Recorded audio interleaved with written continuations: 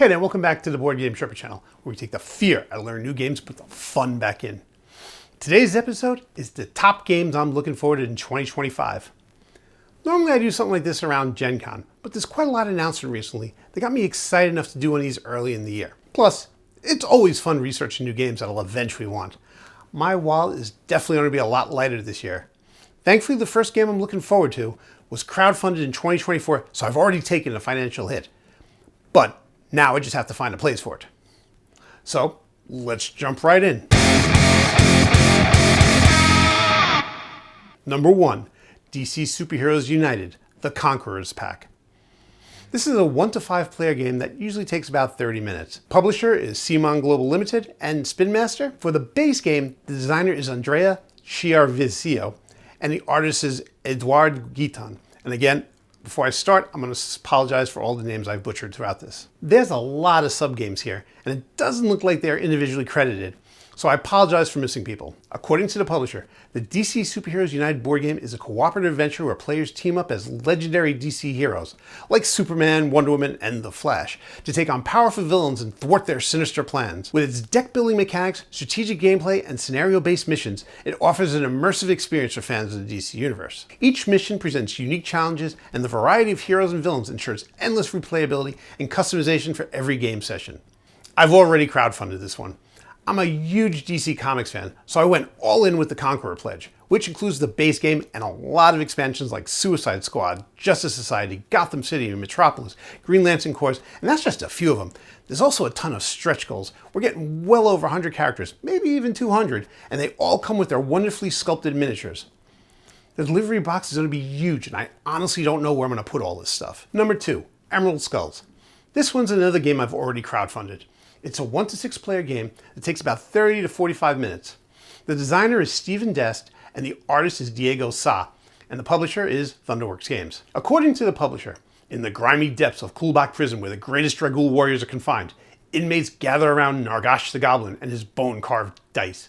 Best to keep your wits about you. A game of Emerald Skulls is about to begin. Emerald Skulls is a push-your-luck dice gambling game. Attempt to fill the skullboard with dice and place speedy, real-time wagers on the outcomes of your opponent's rolls. On your turn as a tumbler, roll dice and use tricks to place them in the 5 ascending tiers of the skull. But be warned, once you place dice, you can no longer put them on lower tiers for the rest of your turn. During your opponent's turns as the tumbler, you are a gambler. Swiftly place bets and counter bets on the results of the tumbler's rolls. You may wager twice per round, but can only bet while the dice are in the tumbler's hands. So think fast and bet smart. The quicker your wager, the bigger your payout. When the pot of gears runs out, the player with the most claims the victory. Well, this one is from Thunderworks, and I am just such a huge fan of the company that I'll pretty much back any game they come out with. Just don't tell Keith, the owner, okay? Honestly, they aren't paying me to say any of this, but I have yet to be disappointed by a Thunderworks game. They're solid games that have been beta tested up the wazoo by amazing designers. They're easy to learn and play, and they're just fun. And oh yeah, and they have great artwork. Number 3, Citizens of the Spark. It's a 1 to 5 player game that takes about 45 to 60 minutes. The designer is Philip Dubari and the artist Diego Sa, and the publisher is Thunderworks Game. I've already crowdfunded this one. According to the publisher, the fate of creatures touched by the spark of intelligence hangs in the balance. You must recruit strong animal allies to your city and unlock the potential of your citizens if your settlement is to survive the days to come. Citizens of Spark is a variable setup card game in which players take turns attracting citizens, taking actions, and claiming sparks. The more citizen cards a player has of a specific type, the more powerful that citizen's action becomes. The player with the most sparks in the city when the deck runs out wins. Well, this one's also by Thunderworks, so everything I said about Emerald Skull goes for this one too. Call me biased, but this is my most anticipated games list, so they're my games. And now, for the ones I haven't already crowdfunded. Number 4, Luthier. It's a 1 to 4 player game that's about 90 to 150 minutes. The designer is Dave Beck and Abe Burson. The artist is Vincent Dutrait and Guillaume Tavernier. The publisher is Paverson Games. According to the publisher, Luthier transports players to the height of classical music in Western Europe, when the art of the instrument was upheld equally by skilled craftspeople, noble patrons, virtuoso performers, and famous composers such as Bach, Mozart, and Beethoven. Using a new, unique combination of hidden bidding and worker placement, players manage resources to craft various musical instruments in their workshop, while also courting actual historic patrons to an ever-changing personal tableau of actions and bonuses. Each player chooses how to balance improving skills across multiple tracks, unlocking specialized worker abilities and other bonuses. The choice to concentrate on varying gameplay strategies and goals such as musical performances, instrument building and repairs, apprentice training and workshop expansion, and overall reputation as an instrument maker provide multiple paths to victory. Luthier finds true harmony through an authentic and original marriage of theme and mechanisms, resulting in a rich gameplay experience that equally speaks to both the strategic gamer and the classical music lover. Okay, I love music-related games and worker placement games. Rock Hard 1977 is one of my favorite games, and this sounds like the classical music version of GAT. Okay, it's probably not, but it's enough to get on my radar of anticipated games. It's also illustrated by Vincent Dutrait, who's one of my favorite board game artists, so this one's hitting all the right notes. Number 5, Shadows of Brimstone, The Impossible Hell Train. It's a 1 to 4 player game where a campaign takes about 120 minutes. The designer is Jason C. Hill, and the publisher is Flying Frog Productions. According to the publisher, in Shadows of Brimstone, The Impossible Hell Train core set, players take on the role of a group of traveling heroes riding the railroad through a corrupted territory of the American Southwest. With the long-awaited rail lines of the Western Express now up and running, an influx of new blood have set their sights on making a name for themselves on the Badlands of Brimstone. But these are dangerous times, and swarms of hellbats darken the sky while gangs of train robbers lay wait for the next locomotive carrying precious darkstone and wealthy passengers looking for adventure. Players take on the role of heroes like the bounty hunter, boarding trains to seek out her next bounty, dead or alive. The daring cavalry officer, master of hit-and-run attacks, wielding a pistol and saber. The cunning reporter from the big city, searching for the story of a lifetime. And the hardy rail worker swinging his two-handed sledgehammer to smash demons as easily as he drives rail spikes to build the lines. Watch my Shadows of Brimstone series from last year, and you'll see that I'm a new convert to the Brimstone world. After being afraid of it for almost a decade, I gave it a shot, and now I'm a big fan. This one has a bit of a disclaimer, though. Brimstone comes along with a lot of miniatures that you have to build and paint. And if you watch my Brimstone 3-part series, you know I hate painting miniatures. But I also love the game, so I'm going to let my original board game Sherpa, Johnny Rocks, get it, and paint it, and then I'll play it. Before you think I'm a jerk, he's going to do it anyway, and he's the one who got me into this game, so it's only right that I play the Impossible Hell Train with him. Number 6, Speakeasy. It's a 1 to 4 player game that takes 50 to 180 minutes.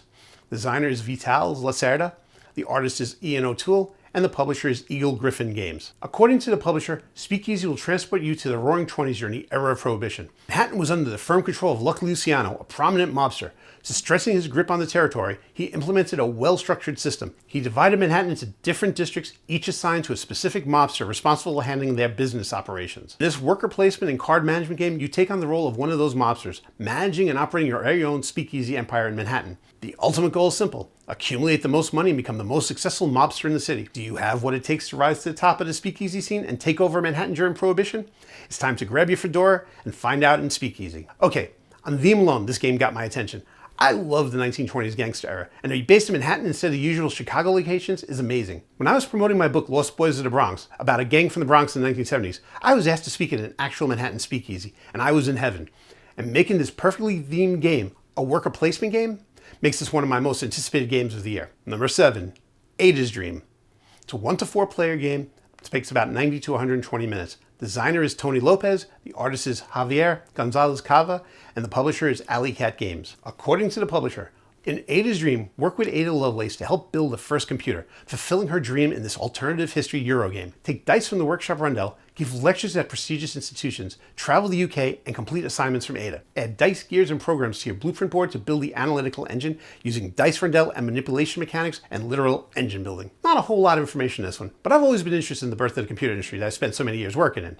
And Ada Lovelace hasn't gotten nearly any attention as Steve Jobs and Bill Gates have. I see this as an alternative history game, so I'm not getting my hopes up to the level of Speakeasy, but theoretically, that's an alternative history too. So I'm going this one with an open mind, but I love the idea of it. Number 8, Ozob, a Cyberpunk board game.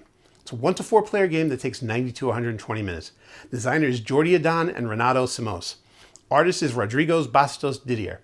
Publisher is Nonsense Creations. According to the publisher, in Ozob, a cyberpunk board game, players take on the roles of hackers, mercenaries, post-humans, and other rebels to fight against the oppression of mega corporations.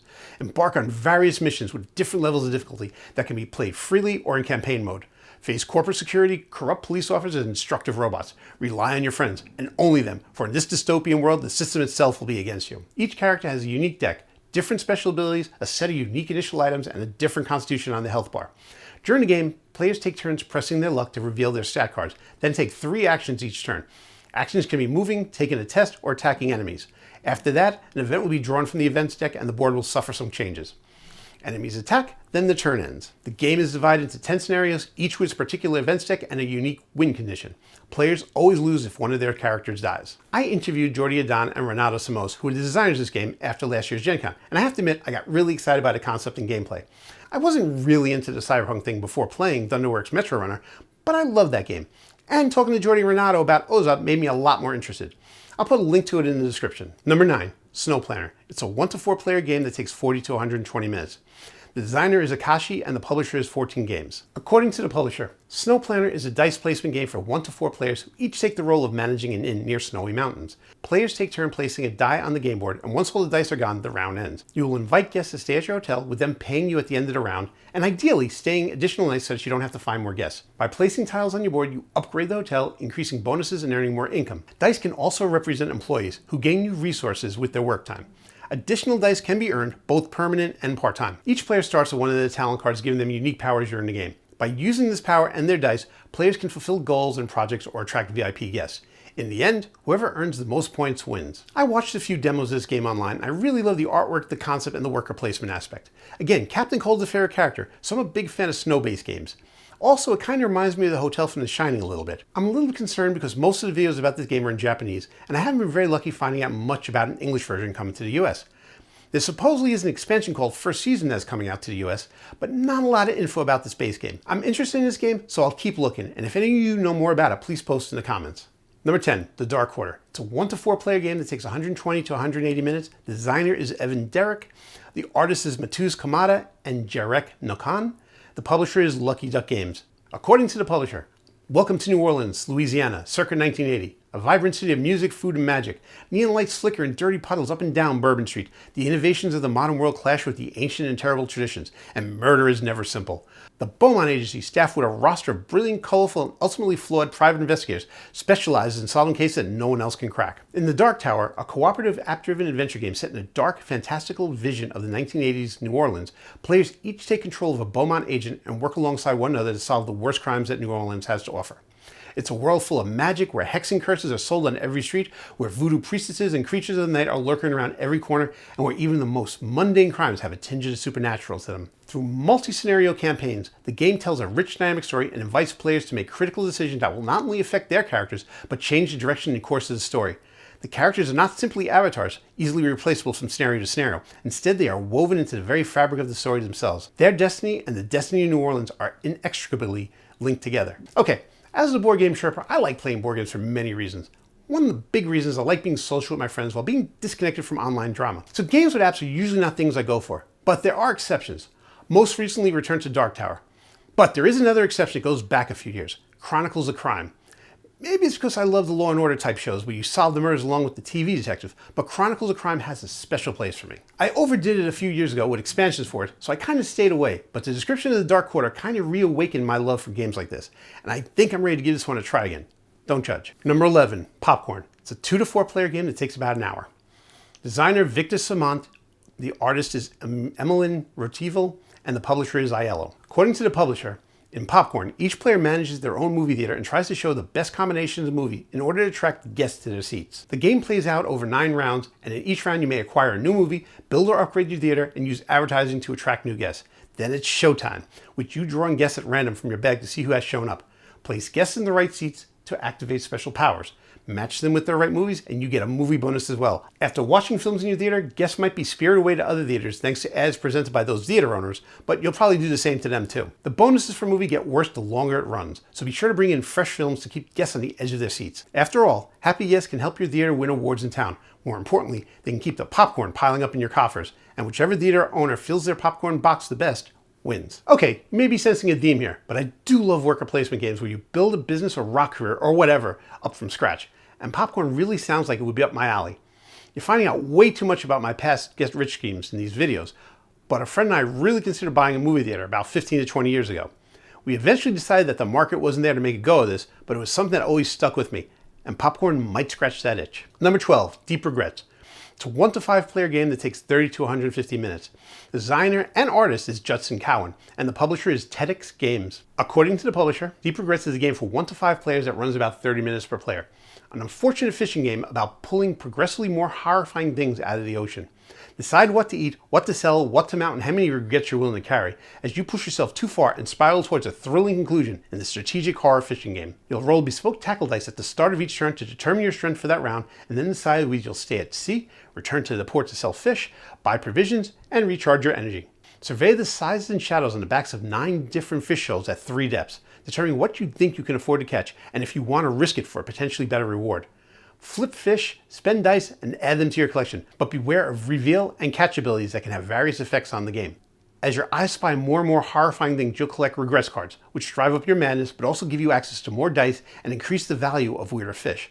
It's a risk-reward scenario as you balance your madness, knowing that at the end of the game, the player with the highest value regrets will have to discard their most valuable mounted fish.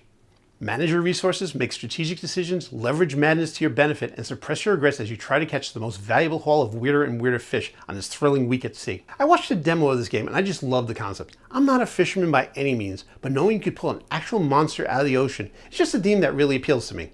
It doesn't hurt that the artwork really appealed to me too. Number 13, Gatsby. A 2-player game that takes about 30 minutes. Designer is Bruno Catalo and Ludovag Modblanc. The artist is Christine Alcouf. Publisher is Catch Up Games. According to the publisher, welcome to the Roaring Twenties. Gatsby is a 2-player game which you take on the role of either Dorothy Williams or James Miller, competing to spread their influence and draw the attention of the great Jay Gatsby. On the board there are 3 locations, each offering different opportunities to get character tiles. The Cabaret, the Finance Center, and the Racetrack. To claim these characters, each player will take turns moving the action marker on one of the 4 action spaces, but not the one just taken by the opponent, then activating it. These actions let you place 2 influence tokens on 1 or 2 locations, allowing you to claim characters in different ways depending on the location. On all 3 locations, some special spaces on the board grant bonuses when you place a token on them, swapping 2 tokens on the board, forcing your opponent to take a specific action, or gaining a special action tile. A player wins immediately if they control 3 characters of the same color or 1 character each of the 5 colors. The Great Gatsby is one of my favorite novels that the teachers made you read in high school. I would never have read it if they didn't make me, but it turned out I really loved the 1920s era, especially if it's near New York City. The problem with this one is that Speakeasy may already scratch that itch for me this year.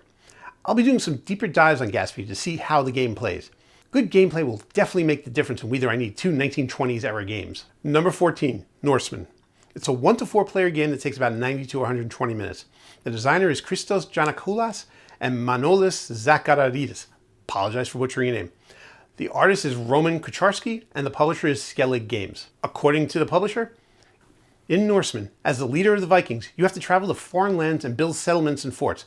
Law speakers are dispatched and hold meetings. Sufficient ships ensure supplies and provide resources. Norsemen is an exciting Euro-style game in the expert game range for 2 to 4 players with a fascinating mixture of resource management, worker placement, deck building, and push your luck elements. I might be too late for this one as it crowdfunded back in August 2024.